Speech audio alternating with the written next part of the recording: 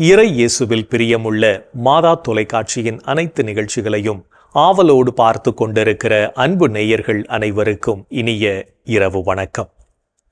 ஒவ்வொரு நாளும் இந்நிகழ்வின் வழியாக நமது நல்வாழ்விற்கு தேவையான பல நல்ல சிந்தனைகளை நாம் தெரிந்து கொண்டிருக்கிறோம். இன்றும் ஒரு அருமையான சிந்தனையைத்தான் நான் உங்களோடு பகிர்ந்து கொள்ள ஆசைப்படுகிறேன். கடவுள் நம் ஒவ்வொருவரையும் புனிதமான வாழ்வு வாழ அழைக்கிறார். நம்மில் பலர் புனித வாழ்வு வாழ முயற்சி செய்கிறோம். ஆனால் பல சமயங்களில் நமது பலவீனத்தால் பாவ வாழ்க்கை வாழ்ந்து இறை அன்பிலிருந்து பிரிந்து செல்கிறோம். நாம் செய்யும் தவறு மற்றவர்களுக்கு தெரிந்துவிடக்கூடாது என்று நினைக்கிறோமே தவிர தவறு செய்யக்கூடாது என்று நம்மில் பலரும் நினைப்பது கிடையாது. நம் மனசாட்சிக்கு எதிராகவும் நாம் தவறு செய்ய பயப்படுவது போல தெரியவில்லை என்றுதான் சொல்ல வேண்டும். இன்னும் சொல்ல போனால் நாம் செய்யும் தவறுகளை ஏற்றுக்கொள்ள மறுத்து அந்த தவறுகளுக்கு மற்றவர்களை காரணம் காட்டி அதிலிருந்து நாம் நழுவி விடுகிறோம் என்பதுதான் உண்மை. நமது தவறுகளை ஏற்றுக்கொண்டு வாழும் போதுதான் நம் வாழ்வில் திருப்பம் ஏற்படும் என்பதை உணர்ந்து கொள்வோம். இன்னும் நம்மில் பலர் மற்றவர்களின் தவறுகளை சுட்டிக்காட்டியே நமது வாழ்க்கையை வீணடித்துக் கொண்டிருக்கிறோம். நாம் செய்யும் தவறுகளை ஏற்றுக்கொண்டு இறைவனுக்கு உகந்த வாழ்வு வாழ நம்மை பயிற்றுவிப்போம். அதுவே நம்மை உயர்ந்த மனிதராக்கும் என்பதை உணர்ந்து கொள்வோம். பல நேரங்களில் நாம் செய்வது தவறு என தெரிந்தும் கூட அதனை துணிவோடு செய்கிறோம். தெரிந்தே நாம் செய்யும் தவறுகளுக்கு ஆண்டவரிடமிருந்து மன்னிப்பை எதிர்பார்க்கிறோம். அப்படி நாம் நினைத்தோம் என்றால் நம்மை போல சுயநலவாதிகள் யாரும் இல்லை என்றுதான் சொல்ல வேண்டும். தெரிந்து செய்யும் தவறுகளுக்கு ஆண்டவரிடமிருந்து மன்னிப்பை எதிர்பார்ப்பது நியாயமா என்ற கேள்வியை நமக்குள்ளே கேட்டு பார்ப்போம். நம்முடன் வாழும் மனிதர்களை வேண்டுமானால் ஏமாற்றி விடலாம். ஆனால் நம்மை படைத்த கடவுளை ஒரு நாளும் ஏமாற்ற முடியாது என்பதை புரிந்து கொள்வோம். நாம் செய்வது தவறு என்று மற்றவர்களுக்கு தெரிய வாய்ப்பில்லாமல் போகலாம். ஆனால் நம்மை படைத்த கடவுள் அனைத்தையும் அறிந்தவர். நமக்கென ஒரு சுயம் இருக்கிறது. சிறு பிள்ளைகளுக்கு தாங்கள் செய்வது தவறு என்று தெரியாது. ஆனால் நாம் வளர்ந்தவர்கள், மற்றவர்களை வளர்த்தெடுப்பவர்கள். அத்தகைய நாமே தவறுகள் செய்துவிட்டு அதனை ஏற்றுக்கொள்ளவில்லை என்றால் சிறு பிள்ளைகளுக்கு நாம் எப்படி நல்லதை சொல்லிக் கொடுக்க முடியும் என்று யோசித்து பார்ப்போம். மற்றவர்கள் சொல்லி நமது தவறுகளை நாம் ஏற்றுக்கொள்வதை விட நாமாகவே நமது தவறுகளை ஏற்றுக்கொண்டு நல்ல மனிதர்களாக வாழ நம்மை பயிற்றுவிப்போம். அந்தோணி என்பவருக்கு தவமிருந்து பெற்ற மகன் ஒருவன் இருந்தான். அவன் பெயர் செல்வா. செல்ல பிள்ளையாக செல்லமாக வளர்ந்ததால் அவனிடம் பிடிவாதம் இருந்தது. கோபம், அடுத்தவர்களை மதியாமை போன்ற குணங்களும் இயல்பாகவே அவனிடம் வளர்ந்து விட்டது. அவனை திருத்த நினைத்த தந்தை அவனிடம், மகனே, நீ ஒவ்வொரு முறை தவறு செய்யும் போதும் நம் வீட்டில் உள்ள மரத்தில் ஒரு ஆணியை அடித்து வைப்பேன் என்றார். அப்படியே ஆணி அடித்து மரம் நிரம்பும் நிலை உண்டாயிற்று.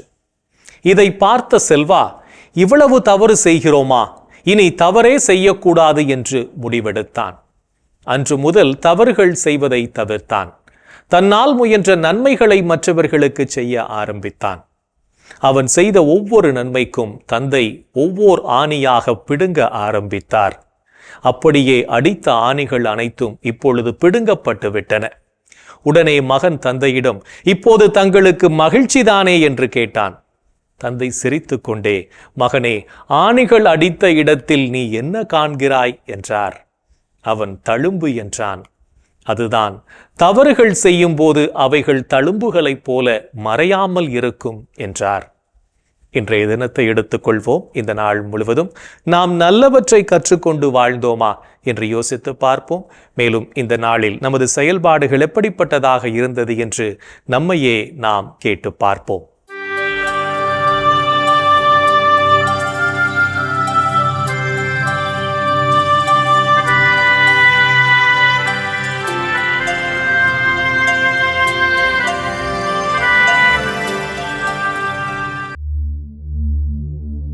இன்று நீங்கள் பெற்றுக்கொண்ட நன்மைகளுக்கு கடவுளுக்கு நன்றி கூறினீர்களா?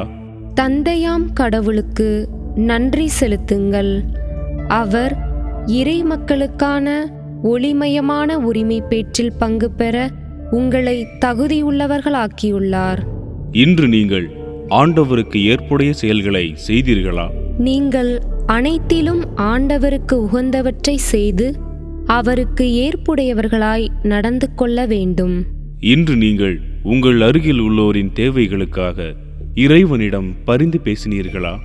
அனைவருக்காகவும் மன்றாடுங்கள், இறைவனிடம் வேண்டுங்கள், பரிந்து பேசுங்கள், நன்றி செலுத்துங்கள். இன்று நீங்கள் உங்களுக்கு ஏற்பட்ட பிரச்சனைகளுக்கு மற்றவரை குறை கூறினீர்களா? நாம் இன்று இப்படி இருப்பதற்கு நாமே பொறுப்பு. இனி எப்படி இருக்க வேண்டும் என்று விரும்புகிறோமோ அப்படி நம்மை செய்து கொள்வதற்கான ஆற்றலும் நம்மிடமே உள்ளது. இன்று நீங்கள் நீதிக்காக போராடிய நேர்மையாளரை குற்றவாளி என தீர்ப்பளித்து செயல்பட்டீர்களா? நேர்மையானவரை குற்றவாளி என தீர்ப்பளித்து கொலை செய்தீர்கள். ஆனால் அவர் உங்களை எதிர்த்து நிற்கவில்லை. இன்று நாம் எப்படிப்பட்ட செயல்களை செய்திருக்கிறோம் என்று நம்மையே நாம் திரும்பி பார்த்த வேளையில் பல செயல்கள் இறைவனுக்கு ஏற்புடையதாக இருந்தாலும் சில செயல்கள் இறைவனுக்கு எதிராக அமைந்திருக்கும். அத்தகைய தருணங்களுக்காக மனம் வருந்தி மன்னிப்பு கேட்டு மனத்துயர் மன்றாட்டை ஜெபிப்போம்.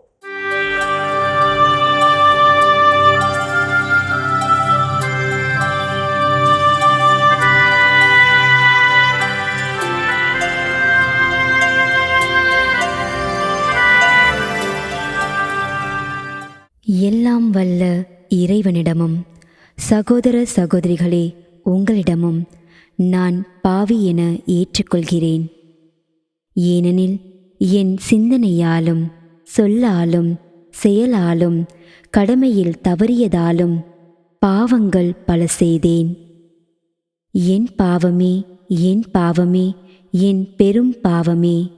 ஆகையால் எப்போதும் கன்னியான புனித மரியாவையும் வானதூதர் புனிதர் அனைவரையும் சகோதர சகோதரிகளே உங்களையும் நம் இறைவனாகிய ஆண்டவரிடம் எனக்காக வேண்டிக்கொள்ள மன்றாடுகிறேன். ஆமேன். மனத்துயர் மன்றாட்டை செபித்ததன் வழியாக இறைவனிடமிருந்து மன்னிப்பை பெற்றிருப்போம் என்ற நம்பிக்கையோடு இறை வேண்டலில் இணைவோம்.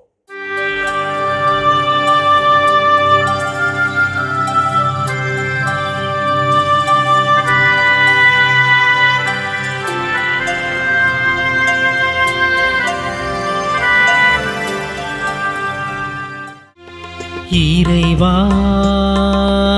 இறைவா எமக்கு துணை புரிய வாரும். ஆண்டவரே எமக்கு துணை புரிய விரைந்து வாரும். தந்தைக்கும் மகனுக்கும் தூய ஆவியார்க்கும் மாட்சி உண்டாவதாக.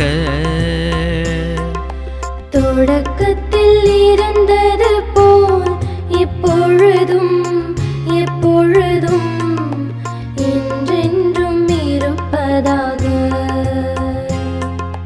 ஆமென்.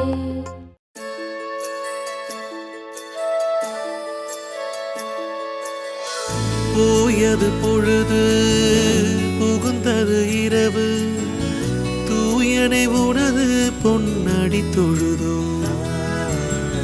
நேயமையெல்லாம் ஏதமும் நீக்கி நீயமையாண்டு காத்தருளையா.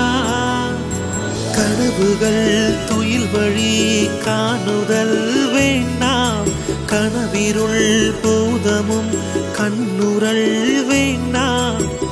சினமுறு பகைவர் முரணலாம் வெல்வார், ஈனமும் உடலில் அணுகிடாது அருள்வார். ஆதியம் தந்தாய் அருள் புரிவீரே, அமலன மகனே அருள் புரிவீரே. ஜோதியே உருவாம் தூயாவியாரே, தொழுதனம் உமதடி அருள் புரிவீரே. ஆமென் ஆமென் ஆமென்.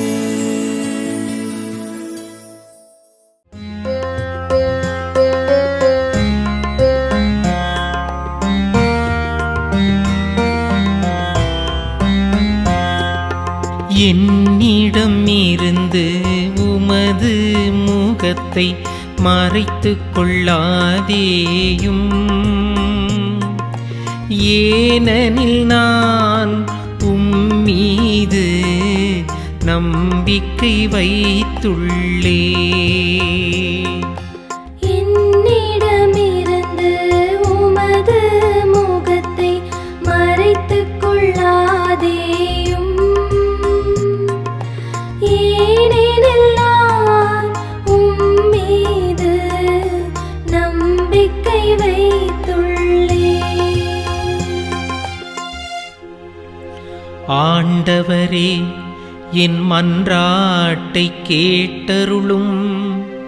நீர் நம்பிக்கைக்கு உரியவராயிருப்பதால் உமது இரக்கத்திற்காக நான் எழுப்பும் மன்றாட்டுக்கு செவிசாய்த்தருளும். உமது நீதியின்படி எனக்கு பதில் தாரும். தண்டனை தீர்ப்புக்கு உம்மடியானை இழுக்காதேயும். ஏனெனில் உயிர் வாழ்வோர் எவரும் உமது திருமுன் நீதிமான் இல்லை.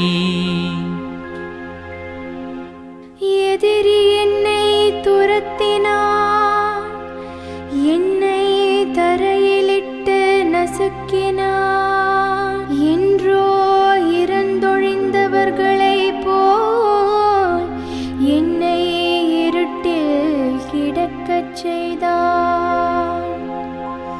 எனவே என்னுள்ளே என் மனம் ஒடுங்கிப் போயிற்று. என் உள்ளம் எனக்குள் சோர்ந்து போயிற்று.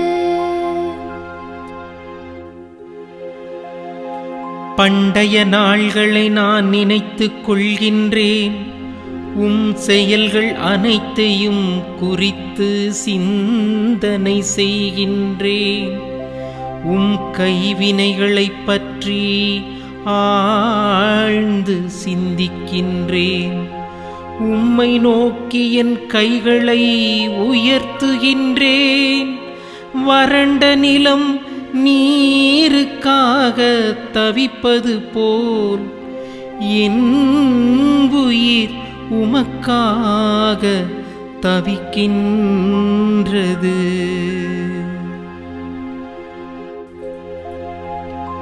ஆண்டவரே, விரைவாக எனக்கு செவிசாய்த்தருளும். ஏனெனில் என் உள்ளம் உடைந்து விட்டது. என்னிடமிருந்து உம் முகத்தை மறைத்துக் கொள்ளாதேயும். இல்லையெனில் படுகொலி செல்வோருள் ஒருவராகிவிடுவேன். உமது பேரன்பை வைகரையில் நான் கண்டடையச் செய்யும். ஏனெனில் உம்மீது நம்பிக்கை வைத்துள்ளேன். நான் நடக்க வேண்டிய அந்த வழியை எனக்கு காட்டியருளும். ஏனெனில் உம்மை நோக்கி என் உள்ளத்தை உயர்த்துகின்றேன். ஆண்டவரே, என் எதிரிகளிடமிருந்து என்னை விடுவித்தருளும். நான் உம்மிடம் தஞ்சம் புகுந்துள்ளேன். திருவுள்ளத்தை நிறைவேற்ற எனக்கு கற்பித்தருளும். ஏனெனில் நீரே என் கடவுள். உமது நலமிகு ஆவி என்னை செம்மையான வழியில் நடத்துவதாக. ஆண்டவரே, உமது பெயரின் பொருட்டு என் உயிரை காத்தருளும் உமது நீதியின் பொருட்டு என்னை நெருக்கடியினின்று விடுவித்தருளும். தந்தைக்கும் மகனுக்கும் தூய ஆவியார்க்கும் மாட்சி உண்டாவதாக. தொடக்கத்தில் இருந்தது போல் இப்பொழுதும் எப்பொழுதும் என்றென்றும் இருப்பதாக. ஆமென். என்னிடம் இருந்து உமது முகத்தை மறைத்துக் கொள்ளாதேயும், ஏனெனில் நான் உம்மீது நம்பிக்கை வைத்துள்ளேன். என்னிடமிருந்து உமது முகத்தை மறைத்துக் கொள்ளாதேயும், ஏனெனில் நான் உம்மீது நம்பிக்கை வைத்துள்ளேன். இறைவனின் உடனிருப்பு இந்த இரவு பொழுதிலும் நம்மை பாதுகாத்து வழிநடத்தும் என்ற நம்பிக்கையை இறைவேண்டலின் வழியாக பெற்றுக்கொண்ட நாம் இப்போது நாளைய நற்செய்தி வாசகத்திற்கு செவிமடுப்போம்.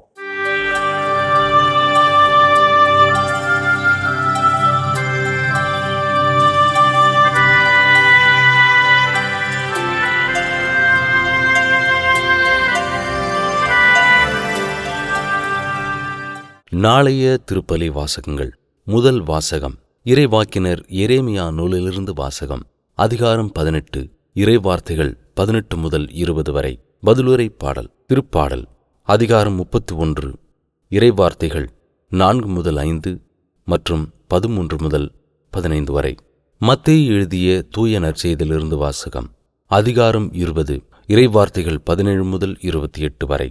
அக்காலத்தில் இயேசு எருசலேமை நோக்கி செல்லும் வழியில் 12 சீடரையும் தனியே அழைத்து, இப்பொழுது நாம் எருசலேமுக்கு செல்கிறோம். மானிட மகன் தலைமை குருக்களிடமும் மறைநூல் அறிஞர்களிடமும் ஒப்படைக்கப்படுவார். அவர்கள் அவருக்கு மரண தண்டனை விதிப்பார்கள். அவர்கள் அவரை ஏளனம் செய்து சாட்டையால் அடித்து சிலுவையில் அறையும்படி பிறவினத்தாரிடம் ஒப்படைப்பார்கள். ஆனால் அவர் 3ஆம் நாள் உயிருடன் எழுப்பப்படுவார் என்று அவர்களிடம் கூறினார். பின்பு செபதேயுவின் மைந்தருடைய தாய் தம் மைந்தரோடு ஒரு வேண்டுகோள் விடுக்குமாறு இயேசுவிடம் வந்து பணிந்து நின்றார். உமக்கு என்ன வேண்டும் என்று இயேசு அவரிடம் கேட்டார். அவர், நீர் ஆட்சி புரியும் போது என் மைந்தராகிய இவர்கள் இருவருள் ஒருவன் உமது வலப்புறமும் இன்னொருவன் இடப்புறமும் அமரச் செய்யும் என்று வேண்டினார். அதற்கு இயேசு, நீங்கள் என்ன கேட்கிறீர்கள் என உங்களுக்கு தெரியவில்லை. நான் குடிக்கப் போகும் கிண்ணத்தில் உங்களால் குடிக்க இயலுமா என்று கேட்டார். அவர்கள், எங்களால் இயலும் என்றார்கள். அவர் அவர்களை நோக்கி, ஆம், என் கிண்ணத்தில் நீங்கள் குடிப்பீர்கள். ஆனால் என் வலப்புறத்திலும் இடப்புறத்திலும் அமரும்படி அருளுவது எனது செயலன்று. மாறாக அவ்விடங்களை என் தந்தை யாருக்கு ஏற்பாடு செய்திருக்கிறாரோ அவர்களுக்கே அவை அருளப்படும் என்றார். இதை கேட்டுக்கொண்டிருந்த 10 பேரும் அச்சகோதரர் இருவர் மீதும் கோபங்கொண்டனர். இயேசு அவர்களை வரவழைத்து, பிறவினத்தாரின் தலைவர்கள் மக்களை அடக்கி ஆளுகின்றார்கள்.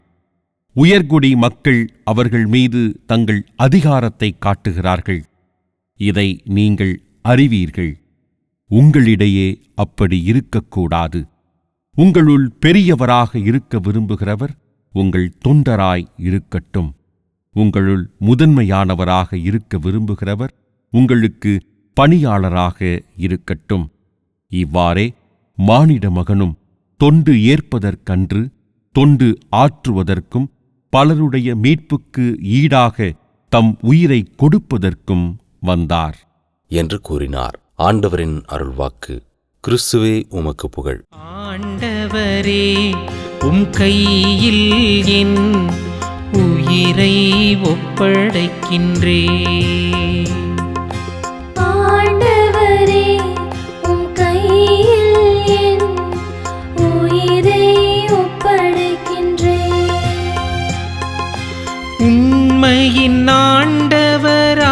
ஆகிய கடவுளே, எம்மை மீட்டவர் நீரே. ஆண்டவரே, உம் கையில் என் உயிரை ஒப்படைக்கின்றேன். தந்தைக்கும் மகனுக்கும் தூய ஆவியார்க்கும் மாட்சி உண்டாவதாக. ஆண்டவரே, உம் கையில் என் உயிரை ஒப்படைக்கின்றேன். நம்மிடமுள்ள தேவையில்லாத ஆசைகளை களைந்து இறை விருப்பத்திற்கேற்ப நமது வாழ்வை அமைத்துக் கொள்ளவும், இறை மதிப்பீடுகளை நமது வாழ்வாக்கவும் அழைப்பு விடுக்கும் இயேசுவின் குரலுக்கு செவிமடுத்து வாழ்வோம் என்ற சிந்தனையோடு சிமியோன் பாடலில் இணைவோம்.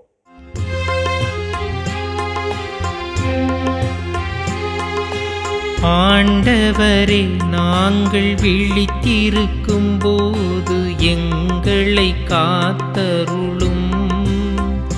நாங்கள் தூங்கும் போது எங்களை பாதுகாத்தருளும். இதனால் கிறிஸ்துவோடு விழித்திருந்து அவரோடு அமைதியில் இளைப்பாறுவோம். அவரோடு அமைதியில் இளைப்பாறுவோம். ஆண்டவரே, உமது சொற்படி உம் அடியான் என்னை இப்போது அமைதியுடன் போகச் செய்கிறேன். ஏனெனில் மக்கள் அனைவரும் காணுமாறு நீர் ஏற்பாடு செய்துள்ள உமது மீட்பை என் கண்கள் கண்டு கொண்டன. இம்மீட்பே பிற இனத்தாருக்கு வெளிப்பாடு அருளும் மொழி. இதுவே உம் மக்களாகிய இஸ்ரவேலுக்கு பெருமை. தந்தைக்கும் மகனுக்கும் தூய ஆவியார்க்கும் மாட்சி உண்டாவதாக. தொடக்கத்தில் இருந்தது போல் இப்பொழுதும் எப்பொழுதும் என்றென்றும் இருப்பதாக. ஆமென். ஆண்டவரே, நாங்கள் விழித்திருக்கும் போது எங்களை காத்தருளும். நாங்கள் தூங்கும் போது எங்களை பாதுகாத்தருளும். இதனால் கிறிஸ்துவோடு விழித்திருந்து அவரோடு அமைதியில் இளைப்பாறுவோம். அவரோடு அமைதியில் இளைப்பாறுவோம். இறைவன் நம்மை ஒவ்வொரு நொடிப்பொழுதும் அற்புதமாய் வழிநடத்தி கொண்டிருப்பதை சிமியோன் பாடல் வழியாக உணர்ந்து ஜெபித்த நாம் இப்போது நாளைய புனிதரை பற்றி பார்க்கலாம்.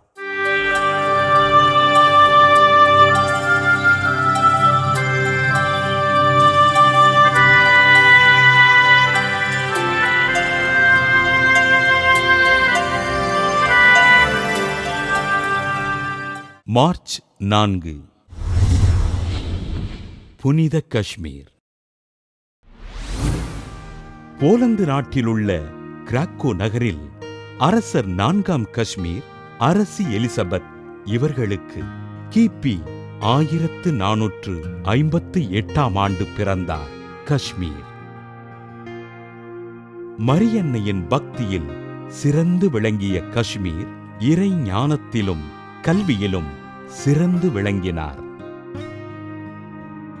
மக்களிடம் அன்பு கொண்டு அனைவருக்கும் ஆதரவாக விளங்கிய இவரை ஹங்கேரி மக்கள் தங்களது அரசராக ஏற்றுக்கொள்ள ஹங்கேரி நாட்டின் அரசராக சிறப்பாக ஆட்சி புரிந்தார்.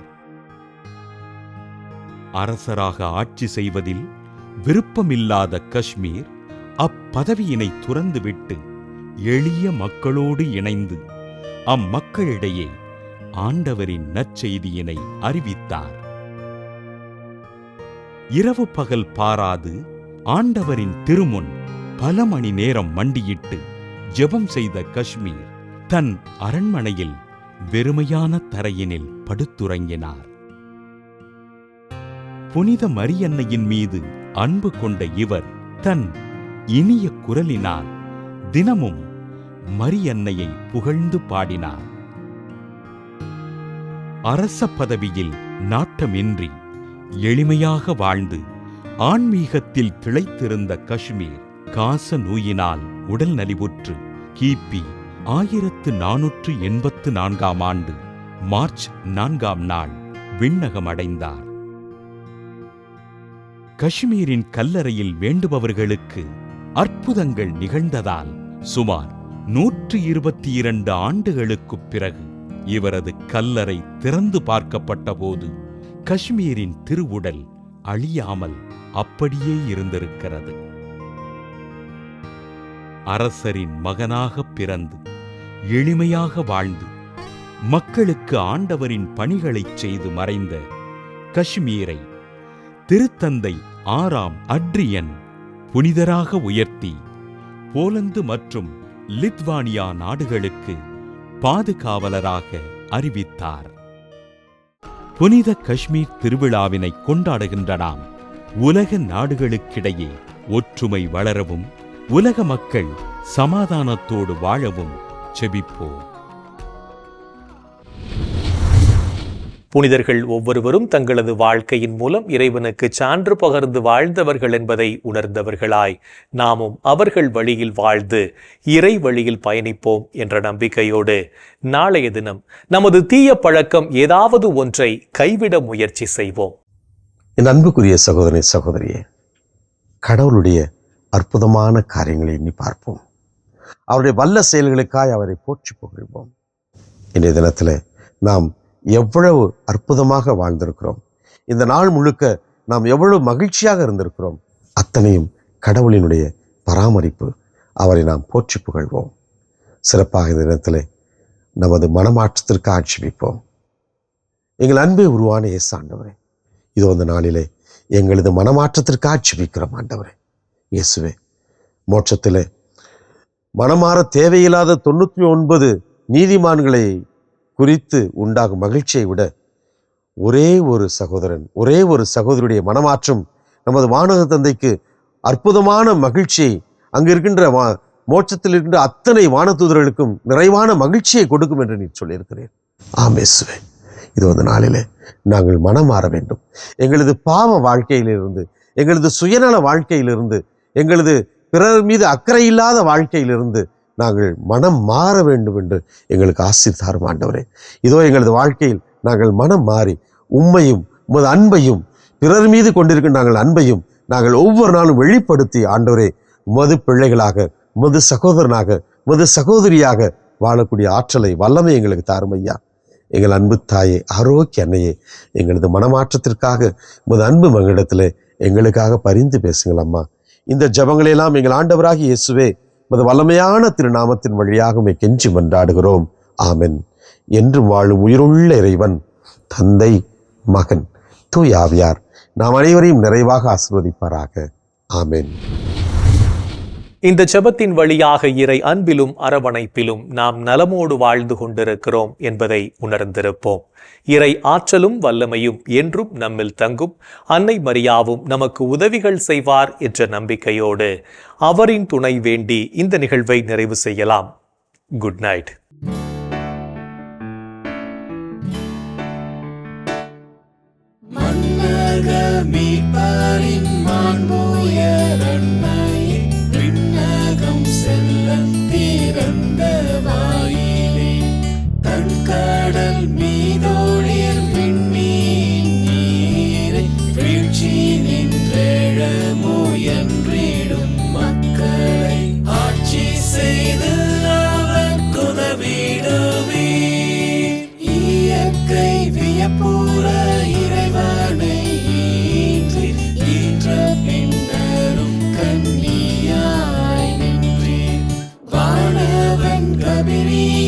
வாழ்த்து